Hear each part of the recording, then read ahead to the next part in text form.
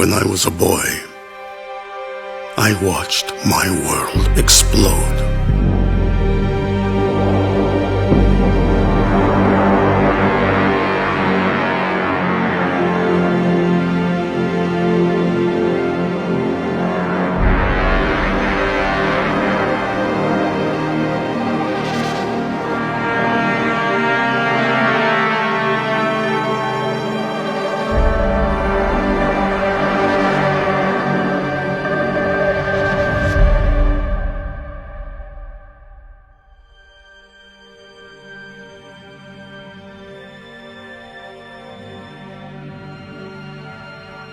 I thought I lost everything in that fiery nightmare. But what I found in the rubble of my childhood awakened me. I was the first lone survivor of Erangle. But I would not be the last. The island showed a scared boy that he could be a survivor. That's what I want for you. To meet your true self. Will you embrace who you're meant to be? Or is this all you are?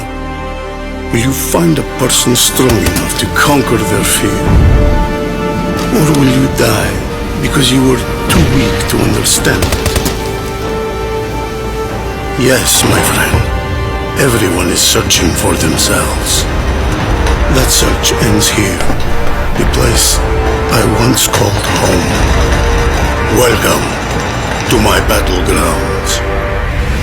Welcome to the Battlegrounds Tour Agency's tour of Erangle. Now, the island itself is pretty infamous, but on this tour you're going to get up close and personal with Erangle and see the major landmarks from the ground, just like a real Battlegrounds contestant. Only difference is, all of you get to leave the island alive. While we're down here, we'll also dive into some of the history of the island. Nobody really knows the whole story about what went down here, but with the help of prominent Battlegrounds historians, we've pieced together some of the clues left behind. Now, when people still lived here, there was quite the little community on the island. Farmers, laborers, physicians, teachers, even dock workers made up Erangle's economy, and everyone contributed to keep the island a self-sustained place. Even after the military took control of Sosnovka, life kept on like normal for a time. But as the occupying force got more oppressive and more demanding of the population's obedience, well, things started to escalate. Resistance against the military started to rise up, which caused the military to tighten their grip, and so on. Of course, that all ended in 1965 when the bombs started dropping. Anyway, our first stop on the tour is Kameshki.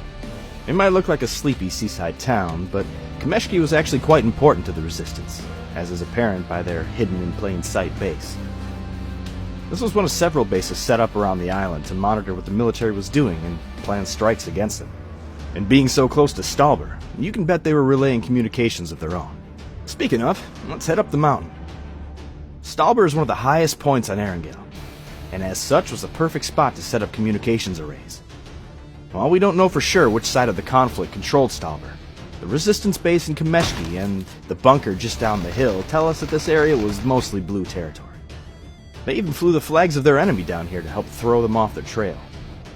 This here is Erangle's infamous crash site. It's nothing compared to that aircraft graveyard down on Sosnovka, but it being so out of place is exactly what makes it interesting. Nobody's quite clear on how the plane went down, but these things don't really have a habit of just falling out of the sky by themselves.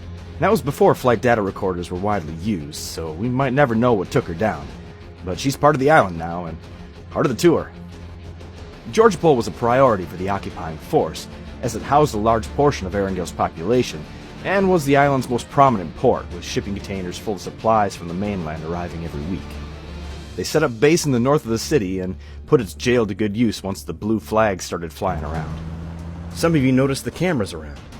Those are a more recent addition to make sure none of the Battlegrounds action is missed. They get replaced pretty often with all the bullets flying around. Speaking of surveillance and bullets flying, that mountain outside of Gatka was a prime place to set up surveillance, or even a sniper nest. It's a pretty safe bet that the resistance was up there keeping an eye on the Red Eye. That's it for the first leg of our tour. We'll spend the night here in Gatka and start up first thing in the morning.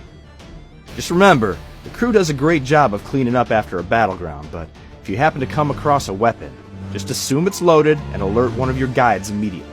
Last thing we need is to cut the tour short to rush someone back for medical attention. The rest of the night is yours. If you're enjoying the tour, be sure to give us a 5-star review and tell your friends that it was the Battlegrounds Tour Agency that helped you explore the Battlegrounds like never before.